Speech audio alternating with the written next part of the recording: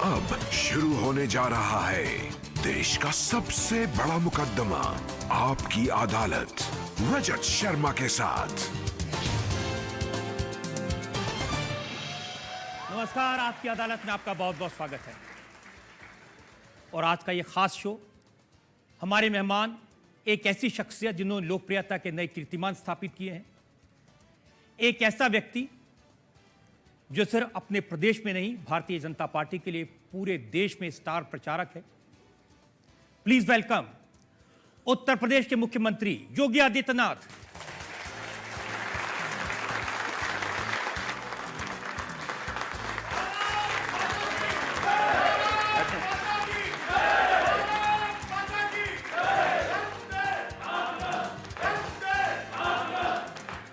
और आपकी अदालत में पहला इल्जाम उत्तर प्रदेश के मुख्यमंत्री योगी आदित्यनाथ। आपकी अदालत में उत्तर प्रदेश के मुख्यमंत्री योगी आदित्यनाथ पर आरोप है कि इन्होंने राज्य में आतंक फैला दिया है। अब योगी जी इतना डरे हुए हैं, लोग कह रहे हैं कि कभी भी पुलिस आ जाएगी और फिल्मी अंदाज में अपराधी को पहले पकड़ लेगी, फिर उसको कहेगी तुम दौड़ो, जब वो दौड़ेगा तो गोली मार देगी। ऐसी देखिए कोई भी घटना उत्तर प्रदेश के अंदर नहीं घटित हुई है। उत्तर प्रदेश जैसे राज्य को नियंत्रित करने के लिए, जिसमें जंगल राज रहा हो, जिस प्रदेश में हर सप्ताह 2 से 3 बड़े बड़े दंगे होते रहे हों, जहां राजनीतिक संरक्षण में अपराधी फलते फूलते थे और सत्ता के केंद्र में अपराधी हुआ करते थे, उस प्रदेश में विकास करना है तो कानून का राज आवश्यक है।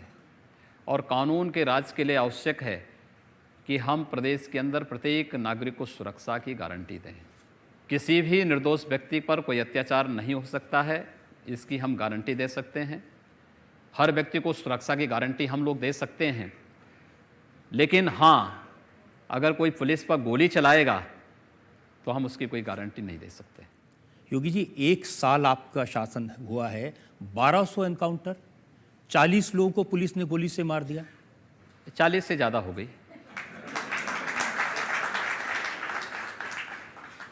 जो अपराधी, जो माफिया निर्दोष लोगों को मारते हैं, किसी बहन बेटी का अपहरण करके गैंग रेप करके हत्या कर देते हैं, जबरन किसी राह चलते हुए राहगीर पर गोली चला देते हैं, अपने पेट्रोलिंग पे निकले हुए पुलिस कर्मियों पर गोली चलाते हैं, मुझे लगता है कि बिना सख्ती के ऐसे अपराध नियंत्रित नहीं होंगे। और पुलिस को सख्त हिदायत है, मानवाधिकारों का सम्मान करें, हर एक नागरिक को सुरक्षा प्रदान करें, लेकिन बिना किसी भय के प्रदेश के अंदर पुलिस की वर्दी का इकबाल बोलना चाहिए, दिखना चाहिए। और मुझे लगता है वो प्रदेश के अंदर दिखाई दे रहा है, दिखना भी चाहिए। इसके बहुत बेहतर परिणाम आने वाले समय में आएंगे। हमारे पास मैन पावर का अभाव है और हमारी प्रक्रिया पूरी होने दीजिए। उत्तर प्रदेश सुरक्षा के लिहाज से सबसे बेहतर प्रदेश बन चुका है और इससे भी बेहतर करने की गुंजाइश है, हम इसको भी करेंगे। योगी जी, मैंने तो अखबार में पढ़ा कि जो अपराधी हैं वो पुलिस वालों के साथ हाथ जोड़ते हैं कि हमें जेल भेज दो। यही तो सुधार है कि जो कल तक सीएम हाउस में आकर के किसी मंत्री के साथ जाकर के अपराध को अंजाम देते थे, आज रेहड़ी लगा करके सब्जी बेचने का काम कर रहे हैं। ये परिवर्तन है। आज जो ठेला लगा करके कुछ काम कर रहे हैं, सम्मान के साथ काम करिए, हाजिरी लगाइए थाने में जाकर के, कोई अपराध नहीं करूंगा, सार्वजनिक रूप से घोषणा करिए, कोई आपको कुछ नहीं करेगा। लेकिन अगर अपराध करोगे, गोली चलाओगे, तो भाई उसके बाद तो फिर। लेकिन अपराध की घटनाएं तो बहुत सारी हुई हैं। मथुरा में एनकाउंटर के दौरान 8 साल के बच्चे को गोली लग गई थी। वो इनकाउंटर नहीं था, हम उसको इनकाउंटर नहीं मानते। हमने वहाँ पर एफआईआर दर्ज कराई है, संबंधित जो सब इंस्पेक्टर थे उनके खिलाफ कार्रवाई हुई है, पुलिस कर्मियों के खिलाफ कार्रवाई हुई है। नोएडा के अंदर एक घटना घटित हुई थी जिम ट्रेनर के साथ, वो इनकाउंटर नहीं था। वहाँ के एसएसपी ने पहले ही प्रेस वार्ता करके और पूरे उपचार की व्यवस्था भी की और संबंधित सब इंस्पेक्टर को गिरफ्तार भी किया। ये इनकाउंटर न पुलिस ने माना और न ही इसको शासन ने किसी भी प्रकार की होती है इसमें त्वरित कार्रवाई भी हुई है। लेकिन जहाँ पर इनकाउंटर हुए हैं वे सही हुए हैं, मेरिट के आधार पर हुए हैं। अखिलेश जी ने क्या कहा वो मैं आपको बताता हूँ। लॉ एंड ऑर्डर के बारे में, आपके एनकाउंटर्स के बारे में उन्होंने कहा ऐसी भयानक और दर्दनाक घटनाएं पहले कभी नहीं हुई। मेरठ में दिन दहाड़े हत्या की सीसीटीवी कैमरे में जो तस्वीर है वो देखी। मथुरा में सराफा व्यापारी की हत्या की गई। मेरठ की घटना में 9 गोलियां मारी गई, महिला अपनी पति की हत्या में गवाह थी। और आप कह रहे हैं कि लॉ एंड ऑर्डर ठीक हो गया। जिस अपराधी ने मारा था उस अपराधी का भी इनकाउंटर हुआ है। अगर उसने किसी गवाह को मारा है तो वह घटना समाजवादी पार्टी के समय में उस महिला के पति की हत्या हुई थी, तब सत्ता का संरक्षण उस अपराधी को था और पुलिस ने थोड़ी सी लापरवाही की, उसमें पुलिस की जवाबदेही भी वहाँ तय की गई और बाद में फिर पुलिस इनकाउंटर में वो अपराधी भी मारा गया है। वह भी इस धरती पे नहीं है। कोई निर्दोष लोगों को मारेगा तो सख्ती के साथ उससे निपटने का कार्य शासन करेगा, पुलिस प्रशासन करेगा। एक वादा आपने उत्तर प्रदेश की लड़कियों से, महिलाओं से किया था, उन्हें सुरक्षा मिलेगी। 1 साल के आंकड़े देखे मैंने, 365 दिन में 100 नंबर पर छेड़खानी की घटनाओं की 7,200 शिकायतें हैं। आई घटनाएं हुई हैं, हो रही हैं। एंटी रोमियो स्क्वाड हम लोगों ने गठित किया था, उसने अच्छा कार्य भी किया है। एक बिगड़ी हुई व्यवस्था है, सुधरने में समय लगेगा, लेकिन आप मान करके चलिए कि बहन और बेटियों को पूरी सुरक्षा हम देंगे। आप कह रहे हैं समय लगेगा, अब 1 साल तो चल काफी रहा है, ये प्रक्रिया का हिस्सा है। जिस प्रदेश में 2 दंगे हर सप्ताह होते थे, बड़े बड़े दंगे होते थे, व्यापक जनधन की हानि होती थी, जिस प्रदेश में कोई सुरक्षित नहीं था, जिस प्रदेश में मंत्रियों के कैसे बेशर्मीपूर्ण बयान आते थे, आज उस प्रदेश में बदलते हुए परिवेश को आप देख रहे होंगे। आज बहन और बेटियां बाहर निकलने में डरती नहीं हैं। एक समय था जब पश्चिमी उत्तर प्रदेश के अंदर तमाम ऐसे क्षेत्र थे जहां पर या तो पलायन होता था या लोग अपनी बेटियों को दूर के किसी रिश्तेदारी में भेजते थे पढ़ाने के लिए, जहां पर सुरक्षित रह सकें, या हॉस्टल में डालते थे। आज ऐसी स्थिति नहीं है। आज पश्चिमी उत्तर प्रदेश में पलायन भी रुका है, बहन बेटियों का अपहरण की घटनाएं भी रुकी हैं। कोई उनके साथ कोई गलत निगाह से नहीं देख सकता है। सुरक्षा की गारंटी सरकार दे रही है। पुलिस प्रशासन मजबूती के साथ सुरक्षा के इस अभियान को आगे बढ़ा रही है। लेकिन आप कह रहे हैं समय लगेगा, तो दिक्कत क्या है आपके हमारे पास में? देखिए, उत्तर प्रदेश में हमारे पास लगभग 1,62,000 सब इंस्पेक्टर, कांस्टेबल और फॉलोअर्स की जगह खाली है। हमारे पास आईजी रैंक में पूरे अधिकारी नहीं, डीआईजी रैंक में पूरे अधिकारी नहीं। हम लोगों ने इसलिए जोनल स्तर पर एडीजी स्तर के अधिकारियों की तैनाती दी है। रेंज स्तर पर आईजी रैंक के अधिकारियों को हम लोगों ने दिया है। कुछ डीआईजी हैं, कुछ आईजी रैंक के अधिकारी वहाँ पर तैनाती दी है। हमारे पास सब इंस्पेक्टर और पुलिस के कांस्टेबल की भी आप अनुमान करिए, उत्तर प्रदेश जैसे राज्य में 1,62,000 जगह खाली हों, तब भी हम लोग कार्य कर रहे हैं। और ये भर्तियों की प्रक्रिया पूरी हो जाती है तो आप मान कर के चलिए कि बेहतर परिणाम सामने आएंगे। पिछली सरकारों की भर्तियों की विसंगतियों और उन पापों का भुक्तभोगी प्रदेश की जनता बन रही है। हम लोगों को कभी कभी दर्द होता है, कष्ट होता है, लेकिन उस सब के बावजूद हम लोग इसको लेकर के आगे बढ़ रहे हैं। मैंने तो ये शिकायत सुनी विरोधी दलों से कि पिछली बार जो भर्तियां की गई थी पुलिस बोर्ड के द्वारा, उनको आपने कैंसिल कर दिया, 3-3 एग्जाम को कैंसिल कर दिया। देखिए, हम लोगों ने कोई एग्ज़ाम कैंसिल नहीं की है। एक भर्ती 2015-16 की है जो हाई कोर्ट में लंबित पड़ी हुई है। हाई कोर्ट में फैसला रिजर्व है। पुलिस की भर्ती पर रोक थी प्रदेश के अंदर, सुप्रीम कोर्ट ने रोक लगाई थी। यानी न्यायालय को भी ये मालूम था कि उत्तर प्रदेश में जो मौजूदा तत्कालीन सरकार थी, समाजवादी पार्टी की सरकार, वह ईमानदारी के साथ भर्ती नहीं करेगी। इसलिए सुप्रीम कोर्ट ने पूरी प्रक्रिया को रोक दिया था। जब हम लोग आए तो हम लोगों ने पूछा कि भाई क्यों भर्ती की प्रक्रिया में क्या देर है। हमें बताया गया सुप्रीम कोर्ट की ने रोक लगाई थी। हमने कहा भी रोक का कारण कुछ तो होगा। तो मैं बताया गया कि सुप्रीम कोर्ट ने पुलिस भर्ती की नियमावली के बारे में पूछा। तो हमने कहा भी नियमावली के वो बताइए कि हम रिटर्न टेस्ट के आधार पर इस व्यवस्था को आगे बढ़ाएंगे। रिटर्न टेस्ट करेंगे, फिजिकल होगा, मेडिकल होगा, और भी जो उनकी प्रक्रियाएं होती इसको हम पालन करेंगे। सुप्रीम कोर्ट ने फिर हमें परमिशन दी।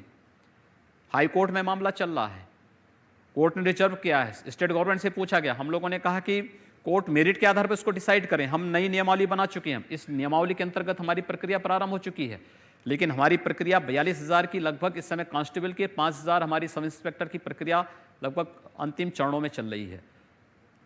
35,000 अगर हाई कोर्ट देता है हम उनकी भी ट्रेनिंग कराएंगे। हमने इस बारे में स्पष्ट कर दिया है कि हम पैरामिलिट्री के या फिर अन्य जो फोर्सेस होंगे उनके ट्रेनिंग सेंटर को लेकर के, लेकिन इस पुलिस बल की कमी को हम दूर करेंगे। और आपने तो जनता से कहा था कि मेरी सरकार बनेगी तो गुंडों को चेतावनी है, या तो काम छोड़ दे गुंडागर्दी का या बाहर चले जाएं, लेकिन हालत तो खराब है। हमने कहा है और हम करेंगे भी। आप देखेंगे बहुत शीघ्र आपको प्रदेश के अंदर लगेगा, यद्यपि इस बात का एहसास सबको है, कुछ क्षेत्रों में घटनाएं घटित हुई हैं और दुखद हैं, लेकिन हम चिन्हित कर चुके हैं कौन लोग इन घटनाओं को कर रहे हैं। क्योंकि जो लोग बेरोजगार हो गए हैं, जिन लोगों के अनैतिक और अवैध कृत्यों पर सरकार ने लगाम लगाया है, यहाँ पर इलीगल स्लॉटरिंग होती थी। हम लोग जब पहले दिन चार्ज लेने के बाद हमारा मंत्री परिषद बैठा था, हम लोगों ने प्रशासन से जानना चाहा कि भाई ये एनजीटी और सुप्रीम कोर्ट ने कुछ आदेश जारी किए हैं, क्या है सब, क्यों इसमें कार्रवाई नहीं हो रही? कहा साहब ये कभी नहीं हो सकता है। हमने कहा जो कभी नहीं हुआ वही तो करने के लिए हम लोग आए हैं, और इसीलिए इलीगल स्लॉटरिंग 24 घंटे के अंदर बंद होनी ही चाहिए, ये हम चाहते हैं। तो जो इलीगल स्लॉटरिंग कर रहे थे तो वो तो बेरोजगार होंगे ना, लेकिन बेरोजगार के लिए उनको मजदूरी करनी पड़ेगी, मनरेगा उनके लिए है। वे लोग अगर अपराध करेंगे ठोक दिए जाएंगे और वही कार्य हम करेंगे। देखिए 2 महीने के सरकारी आंकड़े हैं मेरे पास में। 2 महीने में उत्तर प्रदेश में 56 डकैती, 833 लूट, 795 हत्या और 771 बलात्कार के केस पुलिस ने रजिस्टर किए हैं। लेकिन उससे पहले के भी आप आंकड़े देते तो और अच्छा होता, उसकी तुलना में ये कम हैं। एक दूसरा, ये कम इसलिए दिखाई, कम हैं भी इसलिए क्योंकि एक तो कुछ तो सुधार हुआ है, क्योंकि हमने मंचलों और सौदों पर एंटी रोमो स्क्वाड भी यहाँ गठित करके कार्रवाई प्रारंभ की है। दूसरा, अभी एक हम लोगों ने सामान्य चेतावनी दी है। ये अपराध जो आंकड़े आपके सामने इसलिए हैं क्योंकि हमने प्रशासन को इस बात की सख्त हिदायत दी है कि कोई भी पीड़ित आता उसकी एफआईआर लॉन्च करिए।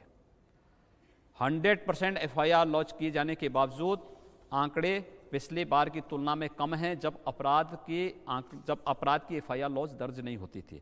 लेकिन ये आंकड़े ज़्यादा हैं, फिर भी हम लोग इसको एक चुनौती के रूप में ले रहे हैं और हम लोग इस आंकड़ों को पूरी तरह समाप्त करवा करके उत्तर प्रदेश में कानून का राज लाएंगे, क्योंकि हमें विकास करना है, उत्तर प्रदेश में सुशासन लाना है, तो कानून का राज उसकी प्राथमिक गारंटी है और वो कानून का राज प्रदेश के अंदर होगा। आप देखना बड़ी बड़ी मछलियां हमारे जाल में फंसती हुई दिखाई दे रही हैं, बहुत शीघ्र बड़ा परिणाम हम लेकर के आने वाले हैं।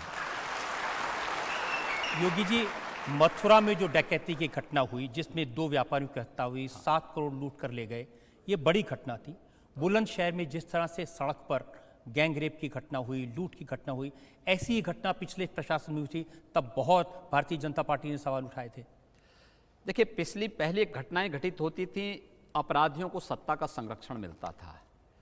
मथुरा में 2 व्यापारियों की दुखद हत्या हुई, लूट की घटना घटित हुई। लूट की घटना के बाद अपराधी भी 5वें दिन पकड़ में आए, और पकड़ में ही नहीं आए, पुलिस के साथ मुठभेड़ में मारे गए। मैं ये मानता हूँ कि उनकी जो है उनके माँ बाप के कुछ पुण्य कर्म रहे हैं कि वो जिंदा हैं, अन्यथा उनको इस धरती पर नहीं रहना चाहिए था उन अपराधियों को। और आगे विश्वास करेंगे। उसमें से एक अपराधी ने सुसाइड इसलिए किया क्योंकि उसको भय हो गया था कि अब आगे क्या होने वाला है। आगे भी अपराधी इसी प्रकार से आत्महत्या करते हुए दिखाई देंगे, ये निश्चित है, देख लेना। कह रहे हैं कि पिछली सरकारों में प्रोटेक्शन होता था सरकारों का, अब सहारनपुर से जो खबर आई, वहाँ जो जातीय हिंसा हुई, ये कहा जा रहा है कि भारतीय जनता पार्टी के एमपी ने करवाया, उन्होंने एसपी को उसके घर में घुसकर मारा। देखिए, सहारनपुर में 20 अप्रैल को जो घटना घटित हुई थी, जिसमें बाबा साहब भीमराव अंबेडकर की शोभा यात्रा को लेकर के मुस्लिम पक्ष ने हमला किया था, सांसद को हमने इस बात को मैंने भी कहा, मैंने कहा देखो, अनुमति नहीं है तो अनुमति के बगैर किसी को भी कोई कार्यक्रम नहीं करने दिया जाएगा, प्रशासन नहीं करने देगा। तब तक एसपी के घर में वो पहुंच चुके थे। मैंने फ़ोन से कहा, मैंने कहा आप सीधे वहाँ से निकलिए, कोई भी ऐसी कार्रवाई नहीं होनी चाहिए जो। उसके बाद जिसने भी वहाँ घटना की, जो भी कैमरे में आ गए थे, एफआईआर लॉन्च हुआ, कार्रवाई हुई। हम लोगों ने कभी ये भेदभाव नहीं किया कि अपराधी का रंग देख करके, उसका टीका देख करके, उसकी टोपी देख करके कार्रवाई नहीं की। अपराधी अपराधी है, जो गलत करेगा, कानून के साथ खिलवाड़ करेगा, कानून उस पर फिर अपना कार्रवाई प्रारंभ करेगा, और हम लोगों ने हर जगह किया। ये उल्लू का क्या करेंगे जो योगी आदित्यनाथ का नाम लेके, जो आपकी तरह बाल मुंडवा के भगवा पहन के गुंडागर्दी करते हैं? आपके नाम पर। देखिए, मेरे नाम पर कोई गुंडागर्दी नहीं कर सकता। हर एक को मालूम है कि मैं जब सांसद था तब भी मैं फ़ोन नहीं करता था किसी अधिकारी को फालतू की, और सबको मालूम है। और अगर कर रहा है तो प्रशासन को उसको बुला करके सीधे अंदर बंद करवा देना चाहिए। लेकिन ऐसी बहुत सारी खबरें मैंने छपी कहा हैं। ना, मैं क्या कर रहा हूं, सबको इसकी बात की हमने पहले इस बात को दे दिया है। मेरे नाम से कोई फोन अगर करता है तो उसके खिलाफ कार्रवाई आप करिए, बेझिझक करिए। नहीं, लेकिन ये भगवा एक दूसरा, ये कल की मैं आपको बात बताऊं, एक बड़ी शानदार घटना कल घटित हुई। वो थी, कल मेरे पास समाजवादी पार्टी के एक पूर्व विधायक आ गए। उन्होंने मुझसे कहा, उन्होंने कहा साहब जो है आज हमारी एक बैठक थी, उस बैठक से मैं आया हूं, आपको एक बात बता रहा हूं। प्रदेश के अंदर जो अपराध हो रहे हैं, जो ये नकाब लगा करके गोलियां चलाई जा रही हैं, जो जगह जगह छुरेबाजी होने की घटना हो रही है, दुष्कर्म की घटना घटित हो रही है, इसमें कुछ हम लोगों से जुड़े हुए लोग हैं और गमछा डाल करके कर रहे हैं। इस गमछे को आप किसी प्रकार से रोक लगाते। मैंने कहा घबराइए मत, हम उन्हीं को गिरफ्त में लेने की तैयारी कर रहे हैं और वे सारे चेहरे एक्सपोज होने वाले हैं बहुत जल्दी। ये वास्तविकता है, इस सच्चाई को आप देख लीजिए। और मैं कह सकता हूं कि जो लोग हर तरीके से फेल हो चुके हैं, फ्लॉप हो चुके हैं, जिनके लिए अब कोई स्पेस नहीं बचा है, अब वे प्रदेश की कानून व्यवस्था को चुनौती देने का कार्य कर रहे हैं। लेकिन हम लोग भी इस चुनौती को स्वीकार कर रहे हैं और मैंने भी इस बात को कह दिया है कि हमने बातचीत से सबको समझा दिया है। अब जो बात से नहीं मानेगा वो दूसरे तरीके से जरूर मान जाएगा, और दूसरा तरीका हम लोग अपना रहे हैं। आप तो पहले भी कहते रहे कि लातों के भूत बातों से नहीं मानते। हाँ, कह दिया ना, उस पर उसको अपनाने का समय आ गया है।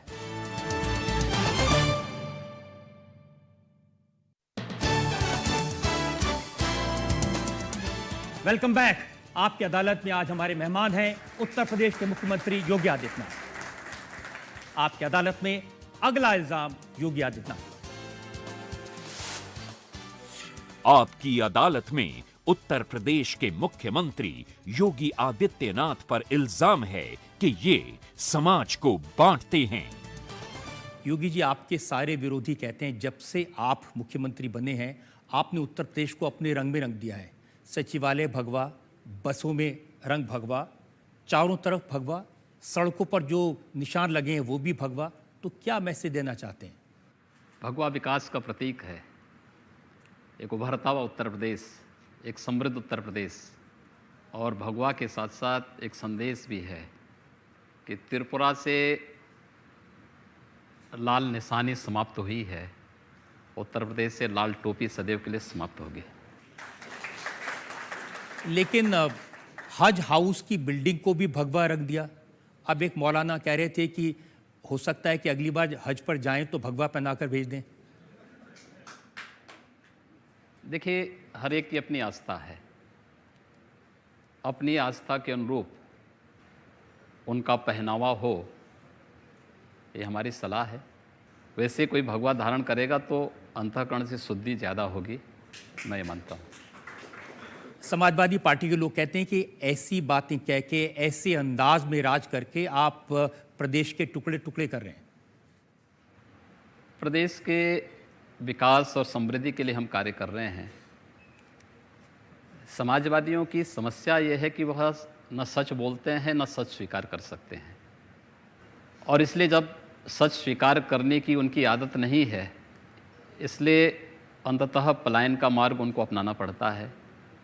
और ईश्वर करे कि इसी प्रकार से पलायन का रास्ता अपनाते रहें लोग, प्रदेश की जनता को बड़ा सुकून होगा। योगी जी, आपने विधानसभा में कहा मैं हिंदू हूँ। अब अखिलेश जी पूछ रहे थे, योगी जी से पूछिएगा हम क्या हैं? मुझे लगता है कि हिंदू जो संबोधन है यह सांप्रदायिक नहीं हो सकता।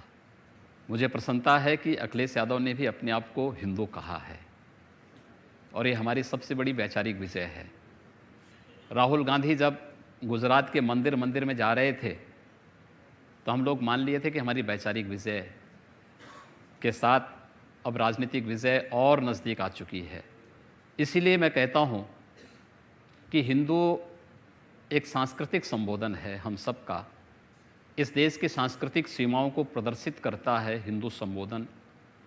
लेकिन हिंदू शब्द को संकीर्णता के दायरे में कैद किसने किया है?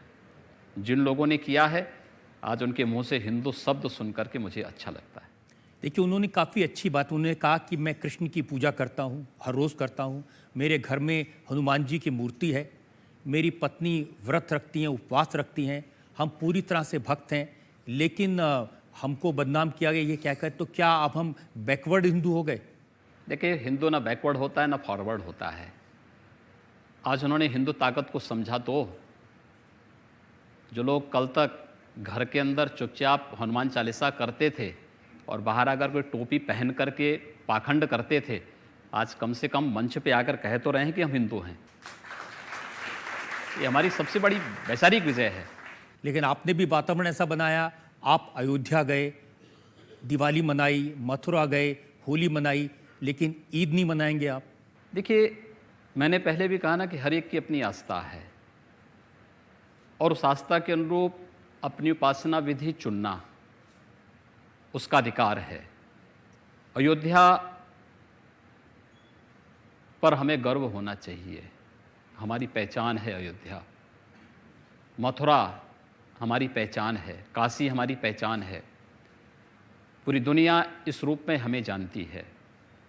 और मैं अयोध्या में दीपावली के उत्सव को अगर हम लोगों ने अयोध्या में मनाया तो होली मनाने के लिए मैं बरसाना भी गया था।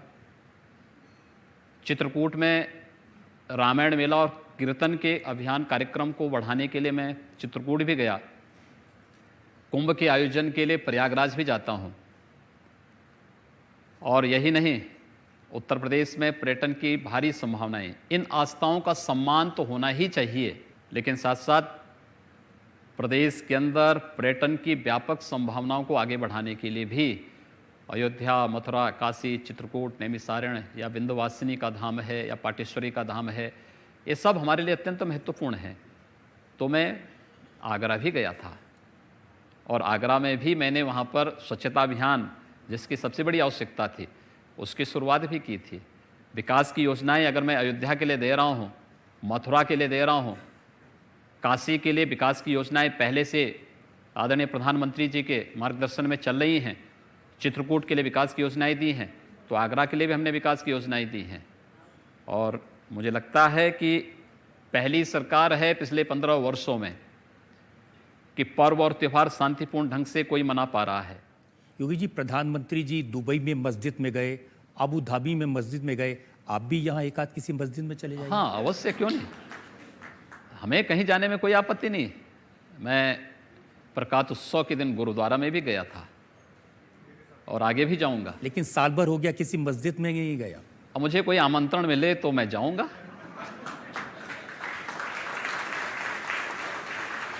अखिलेश जी ये भी कह रहे थे कि आप मथुरा गए, अयोध्या गए, लेकिन आपने वहाँ के लिए कुछ किया नहीं। उन्होंने कहा कि मैंने मथुरा के लिए 2000 करोड़ रुपए लगाए थे सड़कें बनाने के लिए, वृंदावन का निर्माण किया, गोवर्धन को सुंदर बनाया, अयोध्या में घाट बनाए, लेकिन योगी जी ने कुछ किया नहीं।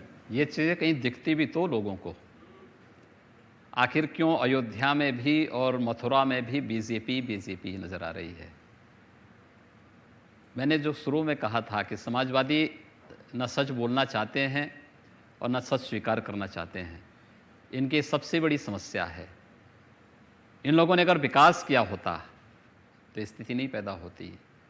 उन्होंने अपने परिवार का विकास किया है, स्वयं का विकास किया है, और बाकी प्रदेश में क्या किया है प्रदेश का बच्चा बच्चा जानता है।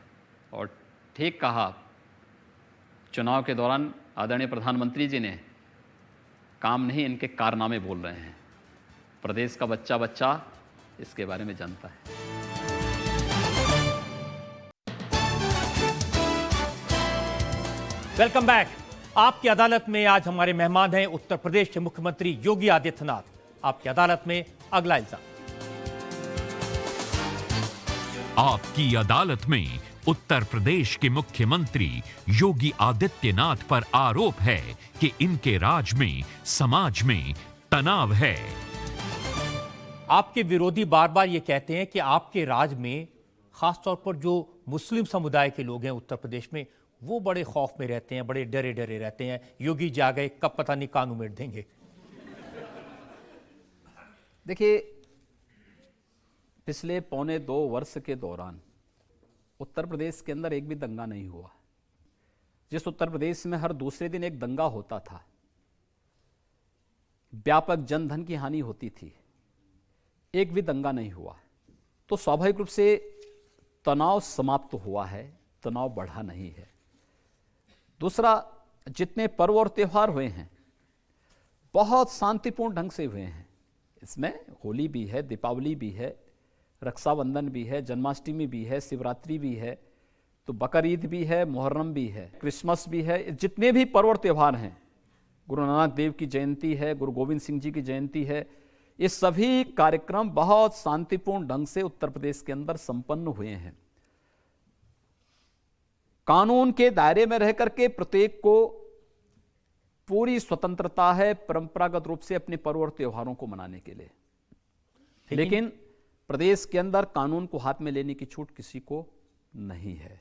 एक, हां, हमने प्रदेश के अंदर ऑर्गेनाइज क्राइम का जो संगठित अपराध था उसकी कमर को तोड़ा है, पूरी तरह तोड़ा है।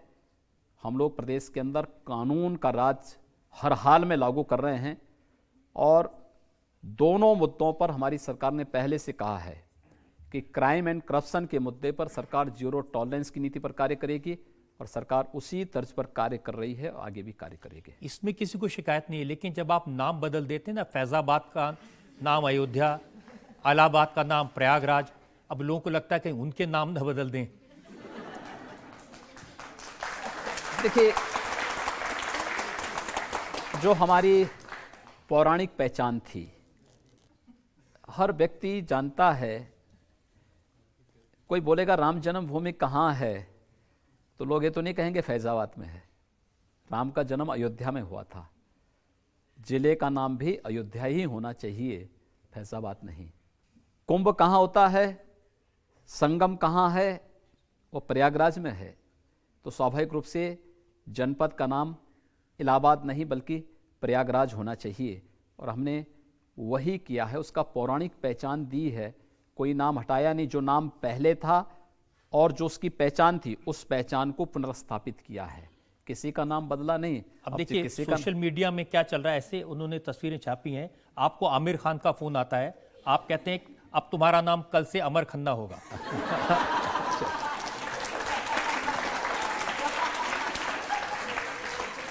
एक फोन आया क्रिस गेल का, आपने कहा अब आपका नाम कृष्ण गोयल होगा। अगर यूसुफ खान अपने नाम दलीप कुमार रख सकते हैं तो कोई और भी रख ले तो कौन सी बुरी बात है। लेकिन क्यों बदलवाना? जैसे जब आप तेलंगाना में गए तो आपने लोगों से कहा ये करीम नगर है, हमारी सरकार बनी तो इसका नाम करीपुरम हो जाएगा। देखिए, वहां के लोगों की जो अभिलाषा है, देखिए लोकतंत्र की प्रक्रिया जनास्था और जनविश्वास पर चलती है। मेजॉरिटी वहाँ पर क्या चाहती है, हम उसको बहुत दिनों तक दबा करके नहीं रख सकते। वहाँ के लोगों ने मांग की, हमने कहा भी आप अच्छी बात है, आप मांग कर रहे हैं, बीजेपी की सरकार लाइए, बीजेपी इस कार्य को करने में आपकी मदद करेगी। और आपकी बातों का असर हो रहा है। सुप्रीम कोर्ट के रिटायर्ड जज हैं मार्कंडे काटजू, उन्होंने 18 शहरों के नाम सुझाए हैं उत्तर प्रदेश में। उन्होंने कहा अलीगढ़ को अश्वत्थामा नगर बना दिया जाए, लखनऊ को लक्ष्मणपुर बना दिया जाए और फतेहपुर को अमित शाह नगर बना दिया जाए, और कहा मुरादाबाद को मन की बात नगर बना दिया जाए। बहुत सारे नाम हैं। देखिए, पौराणिक पहचान को, जो हमारी पहचान थी, उस पहचान को उस रूप में प्रस्तुत करना, और वही काम हम लोगों ने किया है। पहले भी हुए हैं, आगे भी होंगे। लेकिन इससे ये मैसेज नहीं जाता कि जो मुस्लिम कम्युनिटी है उनको लगता है जो नाम उनके साथ आइडेंटिफाइड है उनको बदला जा रहा है। अब नोएडा में हमने खबर पढ़ी कि वो खुले में नमाज पढ़ते थे, उनको रोक दिया खुले में नमाज पढ़ने से। देखिए, ये तो सुप्रीम कोर्ट ने भी कहा है कि सार्वजनिक स्थानों पर आप इस प्रकार की गतिविधियों को रोकें। नमाज का सही जगह मस्जिद होगी या उसका एक निश्चित स्थान होगा। मुझे आश्चर्य होता है कि आज वे किसी पार्क में जाकर के नमाज पढ़ेंगे, कल हिंदू भी किसी चौराहे पर खड़े होकर के हनुमान चालीसा का पाठ करने लग जाएगा। आप क्या रोक पाएंगे उसको? अगर आप एक को नहीं रोकेंगे, दूसरे को क्यों रोकेंगे? इसलिए एक व्यवस्था बनाई गई है कि जहाँ जिसके लिए जो जगह होगी वहीं पर वह करेगा। अपनी उपासना या अपने किसी भी इस प्रकार के मजहबी कर्म को या उपासना के कार्य को मुझे लगता है वहीं पर उसको संपादित करना चाहिए, जहाँ उसके लिए स्थल निश्चित होगा। हर चौराहे पर नहीं, हर पार्क में नहीं, सार्वजनिक स्थल पर नहीं तो एक सामान्य उसमें अन्य लोगों की एक व्यवस्थाएं बाधित होती हैं। और फिर उपासना विधि के बारे में मुझसे ज़्यादा कौन जान सकता है? भाई मेरी आस्था है, मैं इसके बारे में उस क्षेत्र का व्यक्ति हूँ। मैं मानता हूँ कि व्यक्ति की उपासना का क्या अर्थ होता है, ये हर जगह इस प्रकार की इजाजत। तो इस तरह की जो पब्लिक प्लेसेस में जो रोक है वो सिर्फ मुसलमानों पर है या हिंदुओं पर भी? सभी पे समान रूप से। ऐसा नहीं कि यहाँ पे केवल नमाज के लिए वो किया गया होगा, अन्य कार्यों के लिए भी रोका गया है। जैसे आपने स्लॉटर हाउसेस बंद करवा दिए, नतीजा ये है कि आज उत्तर प्रदेश में लावारिस गायें गली गली में घूम रही हैं। देखिए, हम लोगों ने प्रदेश के अंदर निराश्रित गोवंश के लिए भी अपनी व्यवस्था की है। इलीगल स्लॉटर हाउसेस हमने बंद कराए और पूरी तरह बंद करवाए हैं, इसलिए कि ज्यादातर मुसलमान उनको चलाते थे। ऐसा नहीं है। देखिए, ये चलाने वाला न चलाने वाला नहीं, लेकिन जो इलीगल है वो इलीगल है। एनजीटी बार बार इस बात को कहता था, सुप्रीम कोर्ट ने भी इस बारे में कुछ गाइडलाइन जारी की थी, उसको फॉलो नहीं किया जाता था। हम लोग आए, हम लोगों ने लागू कराया। लेकिन यह सच है कि एक बड़ी मात्रा में निराश्रित गोवंश सड़कों पर आया है। हमने इसके लिए भी कार्य प्रारंभ किया है। आज के दिन पर हमने इसी जनवरी में जो कार्य अपने प्रारंभ किए हैं, हमारे पास आज के दिन पे 2 लाख से अधिक गोवंश हमने जो अस्थायी हमने जगह जगह गौ संरक्षण केंद्र बनाए हैं, उन सभी में लगभग 2000 के आसपास हमारे अस्थायी गौ संरक्षण केंद्र वर्तमान में प्रदेश के अंदर संचालित हो चुके हैं, जिसमें 2 लाख से अधिक गोवंश वर्तमान में रखे गए हैं। हर हाल में न सड़क में गोवंश होना चाहिए, न किसी किसान के खेत में गोवंश दिखना चाहिए। इस प्रक्रिया को भी हम पूरा करेंगे, लेकिन साथ ही साथ इसके नस्ल सुधार की दिशा में भी हमने कदम बढ़ाने लेकिन वो करने के लिए आपने शराब पीने वालों पर टैक्स लगा दिया। देखिए, दोनों चीजें करनी पड़ेंगी। सरकार की अपनी सीमित क्षमताएं हैं।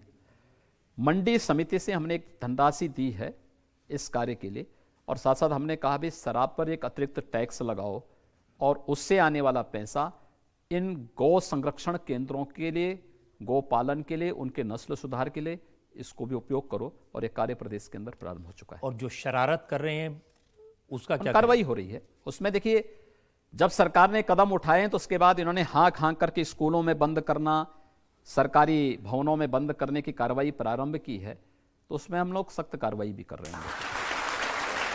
मैं जनता में से बहुत सारे लोग हैं जिनके सवाल मेरे पास हैं। वो सवाल मैं लूँ उससे पहले एक भ्रष्टाचार का सवाल पूछना चाहता हूँ। ये भी अखिलेश यादव ने आरोप लगाया। उन्होंने कहा कि ये कहते हैं कि भ्रष्टाचार खत्म हो गया, लेकिन इनकी सरकार के कैबिनेट मिनिस्टर ओम प्रकाश राजभर वो कहते हैं जिस काम के पहले 500 रुपये लगते थे अब 5000 लगते हैं। अच्छा है, ओम प्रकाश राजभर अगर इनके रोल मॉडल बन गए हैं तो लालू जी के बाद अब ओम प्रकाश राजभर हो गए। अखिलेश यादव उनका अनुसरण करें और ओम प्रकाश राजभर जो बातें बोलते हैं उनका फॉलो करते रहेंगे तो मुझे लगता है कि उनके लिए और अच्छा हो जाएगा। लेकिन भ्रष्टाचार पर लगाम लगी आपके राज्य? देखिए, हमारी सरकार ने पहले ही दिन इस बारे में जो प्रतिबद्धता दोहराई थी कि प्रदेश को हम क्राइम फ्री करेंगे, करप्शन फ्री करेंगे, और आज भी हम उस पर प्रतिबद्ध हैं। अगर जनता को लगे यहाँ भ्रष्टाचार हो रहा है, यहाँ करप्शन हो रही है, तो बताएं ना, एकदम कार्रवाई करने में कोई हिचक नहीं। ऐसे तत्वों की स्क्रीनिंग की कार्रवाई तेजी के साथ चल रही है, उनको घर भेजने की कार्रवाई भी चल रही है। और हम लोगों ने तो यहाँ तक तैयारी कर दी है कि ऐसे भ्रष्ट तत्वों की पूरी तैयारी करके उनकी संपत्तियों को जब्त करने की कार्रवाई भी प्रारंभ करो। यहाँ जो लोग लखनऊ के लोग बैठे हैं, बहुत सारे लोगों ने अपने सवाल लिख के भेजे हैं। जस्टिस राकेश शर्मा का है। जस्टिस राकेश शर्मा। माननीय मुख्यमंत्री जी, माननीय उच्चतम न्यायालय और उच्च न्यायालय के आदेश हैं कि धार्मिक स्थलों पर लाउड स्पीकर्स का नियंत्रित प्रयोग हो। ऐसा लगता है कि अभी नियंत्रित प्रयोग नहीं हो रहा है और ध्वनि का जो मापक है वो अभी नियंत्रित मापकों के अंदर प्रदेश भर में नहीं हो रहा है। कुछ जगह जहाँ सिविल लाइन्स हैं और जगह हैं वहाँ नियंत्रण है, लेकिन ज़िलों में दूर दूर वहाँ से खबर आती है कि अभी भी जो है ध्वनि प्रदूषण है और इससे विद्यार्थियों को, सीनियर सिटीजन्स को, नागरिकों को तकलीफ होती है। आपकी जो आशंका है बिल्कुल सही है, लेकिन हम दोनों प्रकार के उसमें, एक धर्मस्थल ही नहीं, कहीं भी कोई भी उपासना स्थल हो, कोई भी मजहबी स्थल हो, कोई भी ऐसे स्थल हो, उन स्थलों पर एक सीमा के बाद जो डिसिबल सुप्रीम कोर्ट ने तय किया है, अभी तक चूंकि उसके मानक को तय करने का कोई भी इस प्रकार का वो नहीं था, अभी उसको लागू नहीं किया था, लेकिन हम उस दिशा में बढ़ रहे हैं। हम उसको पूरे प्रदेश के अंदर लागू करने जा रहे हैं। जैसे हम लोगों ने इलीगल स्लॉटर हाउसेस बंद किए थे, वैसे हम इस ध्वनि प्रदूषण को भी पूरी सख्ती के साथ रोकने जा रहे हैं। और दूसरा कदम हम लोग उठाने जा रहे हैं कि सार्वजनिक स्थलों पर जो तथाकथित धर्मस्थल बन चुके हैं, इसकी दिशा में भी सुप्रीम कोर्ट ने बहुत पहले से स्पष्ट गाइडलाइन जारी कर रखी है। दुर्भाग्य से प्रदेश के अंदर वह लागू नहीं हो पाया था, हम उसको भी प्रदेश के अंदर लागू करने जा रहे हैं। योगी जी, ध्वनि प्रदूषण सिर्फ मस्जिदों का रुकेगा या मंदिरों का भी रुकेगा? मैंने किसी एक उपासना विधि के नाम तो नहीं लिया, सब को हम लागू करेंगे। लेकिन क्योंकि जो सरकारी अफसर गए हैं लिस्ट बनाने के लिए, ज्यादातर मस्जिदों में नहीं, ऐसा नहीं है, ऐसा नहीं है। देखिए, मुझे लगता है कि लगभग 25,000 से अधिक स्थानों पर माइक उतारे भी गए, लेकिन बहुत सारी जगह अभी हैं जिन लोगों ने किन्हीं कारणों से कैसे परमिशन ले लिया, हम उसकी भी जांच करवाने जा रहे हैं और देख रहे हैं इस चीज़ को। लेकिन इसको हम सख्ती के साथ लागू करने जा रहे हैं और पहले संवाद से करेंगे, नहीं होगा तो हम उसके बाद कार्रवाई करेंगे। तो मंदिर वाले नाराज नहीं हो जाएंगे? कोई देखिए, कोई गलत कार्य के लिए कोई नाराज नहीं होता। मंदिर तो सदाचार का मार्ग दिखाता है, अच्छे मार्ग पर चलने की प्रेरणा देता है, तो मंदिर वाले लोग तो खुश हो जाएंगे। वो सोचेंगे योगी जी अपने हैं, हमारे ऊपर। और मैंने कहा ना, सभी लोग उसमें खुश होंगे, इसलिए मुझे तो और सहयोग करेंगे वो लोग। एक सवाल डॉक्टर बीना सिंह का है। डॉक्टर बीना सिंह, आपने होली मनाई, आपने दिवाली भी मनाई, पर आपसे जब पूछा गया कि क्या आप ईद भी मनाएंगे तो आपने मना कर दिया। क्या हम ये मान लें कि आप हिंदुओं के नेता हैं? देखिए, मैं मुख्यमंत्री तो पूरे प्रदेश का हूँ, 22 करोड़ जनता का मुख्यमंत्री हूँ, लेकिन मेरी व्यक्तिगत आस्था भी है। और व्यक्तिगत आस्था ये, मैं वो पाखंड नहीं कर सकता कि घर के अंदर हनुमान चालीसा का वाचन करूं और बाहर जाकर टोपी लगा करके जो है दूसरा प्रदर्शन करूं। ये चीज़ें नहीं हो सकती हैं। मेरी आस्था मेरे स्थान पर है, मैं उसका पालन कर रहा हूं और मुझे हिंदू होने पर गर्व की अनुभूति भी होती है कि दुनिया की सबसे प्राचीन समृद्ध परंपरा में जन्म लेने का सौभाग्य मुझे प्राप्त हुआ है और उसमें भी एक सन्यासी के रूप में, एक योगी के रूप में देश के सबसे प्राचीन पंथ और संप्रदाय में दीक्षा लेने का सौभाग्य भी मुझे प्राप्त हुआ। ये बताइए, एक भगवाधारी सन्यासी योगी मुख्यमंत्री है, क्या उत्तर प्रदेश के मुसलमानों को डरने की ज़रूरत है? कोई डरने की आवश्यकता नहीं। आज तो मुसलमान पहले से ज़्यादा सुरक्षित अपने आप को महसूस कर रहा है। ये संवाद स्थापित हो तो सौहार्द भी स्थापित हो जाएगा। हमें एक दूसरे की भावनाओं का सम्मान करना होगा। ये पाखंड करने से नहीं होगा कि हम मंदिर जाएंगे तिलक लगा देंगे, मस्जिद जाएंगे टोपी रख देंगे, फिर जाकर कहीं और जाएंगे वहाँ कुछ और कर देंगे, ये नहीं होगा। हमारी आस्था हमारी जगह है, लेकिन सुरक्षा सबको देंगे और पर्व और त्यौहार मनाने की पूरी स्वतंत्रता भी सबको, अगर शांतिपूर्ण ढंग से मनाता है सबको हम स्वतंत्रता देंगे।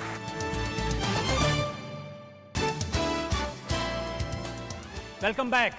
आपकी अदालत में आज हमारे मेहमान हैं उत्तर प्रदेश के मुख्यमंत्री योगी आदित्यनाथ। आपकी अदालत में अगला इल्जाम। आपकी अदालत में उत्तर प्रदेश के मुख्यमंत्री योगी आदित्यनाथ पर आरोप है कि इनका दिल बड़ा कठोर है। योगी जी, आपके साथ जो कॉलेज में पढ़ते थे साथी संगी, ये कहते हैं, बीरेन बहुखंडी ने बताया कि आप 22 साल की उम्र में अचानक गायब हो गए। ऐसे वक्त जब लोग आपको प्यार करते थे, आपकी प्रखर बुद्धि की सराहना करते थे, आप बहुत अच्छे स्टूडेंट थे, लेकिन संगी साथियों को छोड़ के, परिवार को छोड़ के अचानक चले गए। देखिए, सच है, लेकिन जीवन का कोई उद्देश्य तो होना चाहिए। वह क्षण अत्यंत कठिन होता है, लेकिन वो मैंने निर्णय लिया। मैंने अपने कॉलेज के दिनों में अखिल भारतीय विद्यार्थी परिषद और इस दुनिया के सबसे बड़े स्वयंसेवी संगठन राष्ट्रीय स्वयंसेवक संघ की कार्यपद्धति को, राष्ट्र के प्रति उनके समर्पण के भाव को देखा, तो मेरे मन में आया कि मुझे भी इस दिशा में कार्य करना चाहिए। और उस समय मेरा संवाद और मेरा संपर्क हुआ राम जन्मभूमि मुक्तयज्ञ समिति के अध्यक्ष गोरक्ष पीठाधीश्वर पूज्य महंत विद्यानाथ जी महाराज से। उन्होंने मुझे 2-3 बार गोरखपुर बुलाया, लेकिन मैं चूँकि विद्यार्थी परिषद और राष्ट्रीय स्वयंसेवक संघ के कार्यक्रमों के साथ इतना जुड़ा हुआ था कि समय नहीं मिल पा रहा था। लेकिन जब राम जन्मभूमि आंदोलन बहुत तीव्र और आगे बढ़ा, तो मुझे लगा कि अब मुझे उस मिशन में आगे बढ़ जाना चाहिए। तो मैं गोरखपुर चला गया, और बाद में ये मेरा सौभाग्य है कि गोरक्ष पीठाधीश्वर पूज्य महंत विद्यानाथ जी महाराज ने मुझे अपना शिष्य स्वीकार किया। मैंने उनसे संन्यास की दीक्षा ली, और फिर एक नाथ योगी के रूप में मैं आया। लेकिन वो व्यक्ति जिसको सब लोग प्यार करते थे, इतना कठोर कैसे हो सकता है? माता पिता को नहीं बताया, भाइयों को नहीं बताया, बहन को नहीं बताया। देखिए, एक छोटे परिवार से एक बड़े परिवार में संन्यास के रूप में मेरा आगमन है। व्यक्ति परिवार के बारे में जब सोचता है तो सोच बड़ी संकुचित होती है। जब पूरे समाज के बारे में, पूरे राष्ट्र के बारे में सोचता है, वो विराट सोच है, ये सही मायने में हिंदुत्व की सोच है, और उस सोच को हम आगे बढ़ा रहे हैं। लेकिन जब आप सन्यासी बन गए, माता पिता ने आपको देखा, सिर मुड़ा लिया था, भगवा कपड़े पहन लिए थे, कानों में कुंडल था, वो तो बहुत रोए आपको देख के। हाँ, क्यों नहीं। उनके सामने मेरे पिता जो है, उनको जानकारी नहीं थी, क्योंकि मैं किसी को बता के गया ही नहीं था। तो समाचार पत्रों में निकला होगा, तो उनको कहीं से जानकारी मिली, तो मुझे ढूंढते ढूंढते गोरखपुर पहुंचे। मैं संजोग से मंदिर में सफाई के कार्य को देख रहा था, तो मेरी नज़र अचानक पड़ी, लेकिन मैं इस भेष में कैसे उनके सामने जाऊं? मुझे स्वयं संकोच हुआ, लेकिन अब जाना था। तो उन्होंने मुझे देखा तो उनकी आंखों में आंसू आ गए, लेकिन मैं उनको ढांढस बंधवाया, बिठाया, ले गया। बिठा करके फिर मैंने अपने पूज्य गुरुदेव से फ़ोन से, गोरखपुर में नहीं थे, लेकिन मैंने उनको फ़ोन से सूचना दी। तो मुझे पूज्य गुरुदेव को लगा कि ऐसा नहीं हो कि मैं फिर अपने पिता के साथ चला जाऊं। तो उन्होंने मुझसे पूछा कि तुम्हारी मानसिकता क्या है? मैंने कहा, नहीं, मैंने जब संन्यास ले लिया है तो मैं तो गोरखपुर में ही रहने के लिए आया हूं, लेकिन आपको वास्तविकता से अवगत कराना मेरा कर्तव्य है। उन्होंने बाद में इसको स्वीकार भी किया कि नहीं भाई, तुम्हारा मार्ग ठीक है, तुमने जो किया ठीक किया है, अच्छा है, हमारी शुभकामनाएं हैं, हमारा आशीर्वाद है। आपके बारे में रिसर्च करते करते मुझे ये भी पता चला कि आपकी बड़ी बहन थी, 5 साल बड़ी, जो आपको पहली क्लास में जब जाते थे तो उंगली पकड़ के ले जाया करती थी जंगल के रास्ते से स्कूल। हाँ। और सबसे ज़्यादा करीबी वही थी आपकी। लेकिन इतने बरस अलग रहे, 20-21 साल में आप उनसे मिले नहीं, बस 1-2 बार मिले। मैं सही बता रहा हूँ कि मैंने जीवन में जो कुछ भी सीखा है, अपनी माँ और अपनी बहनों से सीखा है। लेकिन जब मैंने कहा ना कि एक छोटे परिवार से एक बड़े परिवार में एक सन्यासी के रूप में मेरा मिलन है, और मैंने उसको उस रूप में मैं जीवन जी रहा हूँ, और पूरे समाज को एक परिवार के रूप में लेकर के आगे बढ़ने का प्रयास कर रहा हूँ। अब योगी जी, मैं भी समझना चाहता हूँ, देश की जनता भी समझना चाहती है, कोई ऐसा कठोर कैसे हो सकता है कि आप सन्यासी बन गए, उसके 2 साल बाद आप भिक्षा लेने के लिए अपने घर गए, अपनी माँ से भिक्षा मांगी, माँ के दिल पे क्या बीती होगी? देखिए, सन्यास का एक धर्म है वो, और उसका निर्वहन प्रत्येक को करना होता है, कि जीवन में उसको एक बार अपने परिवार से भिक्षा लेने के लिए जाना ही होगा, और मुझे लगता है कि उसका निर्वहन मैंने भी किया है।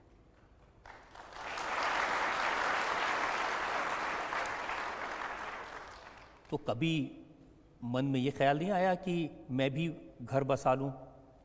देखिए, व्यक्ति ने जब एक बार निर्णय ले लिया है, मैं उन लोगों की स्थिति को पहले से देख रहा हूं जिन्होंने घर बसाया है।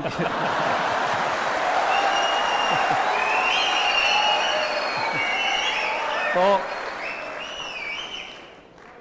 कम से कम मैं उस टेंशन से फ्री हूं। लेकिन मेरी शुभकामनाएं होती हैं। जब कोई व्यक्ति शादी करता है तो मैं उसको शुभकामना देने, आशीर्वाद देने जरूर जाता हूं। आपकी बहन तो ये भी कहती हैं कि उनके जो छोटे छोटे बच्चे से उनसे बहुत प्यार था। कॉलेज से लौटते समय आप उनके लिए टॉफी लेके जाते थे। हाँ, क्यों नहीं। मैं आज भी कहीं जाता हूँ, अब तो मुख्यमंत्री के रूप में हो सकता है बहुत भीड़ भाड़ में जाने में थोड़ा ये होता है, लोग रोकते हैं, सुरक्षा वाले रोकते हैं, प्रशासन ऐसी व्यवस्था कर देता है। लेकिन एक सांसद के रूप में भी जब मैं वो जाता था तो मैं अपने साथ 2-4-5 किलो टॉफ़ी लेकर के या लड्डू लेके जाता था, और बच्चे मिलते थे तो उनको मैं टॉफ़ी बांटता था। और किसी भी क्षेत्र में मैं जाता था, कहीं भी जाता था, यहाँ तक कि इलेक्शन के दौरान भी मैं कभी कभी मुझे ये तो रहता था कि इलेक्शन कमीशन इसको मान ले, लेकिन मैं ये मानता था इन बच्चों को कोई वोट तो देना है नहीं, इसलिए इलेक्शन कमीशन इस मामले में मुझे कटघरे में खड़ा नहीं कर सकता है। लेकिन मैं तब भी वहाँ बच्चे मिलते थे तो मैं टॉफ़ी और उनके लिए लड्डू दे के जरूर जाता था। उत्तर प्रदेश की परंपरा योगी जी ये रही है कि कोई मुख्यमंत्री बनता है तो फिर अपने बेटे को मुख्यमंत्री बनाता है, फिर बेटा अपने बेटे के लिए तैयारी करता है, और हमने तो देखा पूरे परिवार में लड्डू बंटते हैं। देखिए, आदरणीय मोदी जी ने और आदरणीय अमित शाह जी ने चुनाव के पहले इस बात को कहा था ना कि प्रदेश से परिवारवाद और जातिवाद को समाप्त करना है। तो मुझे लगता है कि जातिवाद और परिवारवाद की राजनीति को और तुष्टीकरण की राजनीति को ही समाप्त करने के लिए संभवतः मुझे भेजा गया है, और मैं उस कार्य को करूँगा। बहुत बहुत धन्यवाद आपका योगी जी, बहुत बहुत धन्यवाद आपका। आपकी अदालत का ये मुकदमा यहीं खत्म करते हैं। अगले हफ्ते आपसे मुलाकात होगी एक नई शख्सियत के साथ। तब तक के लिए नमस्कार।